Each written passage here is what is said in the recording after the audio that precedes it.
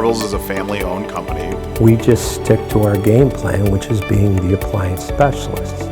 We're using technology and innovation to make the delivery process easier for our customers.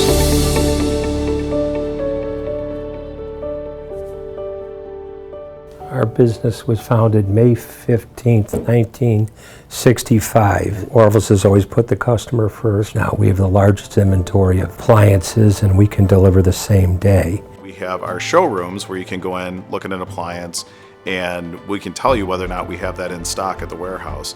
Because of our capacity in the warehouse, we can buy large quantities, which allows us to buy in bulk at a discount and then pass that savings on to our customers. We are good at selling appliances and we're good at delivering appliances. So we have 200 deliveries being made every day.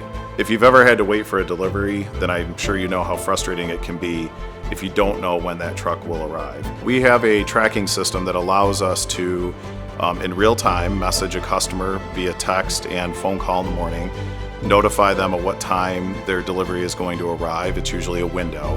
And then as the delivery truck and that team is making deliveries, in real time it's updating both the driver and the customer to tell them exactly what time that delivery will arrive at their home.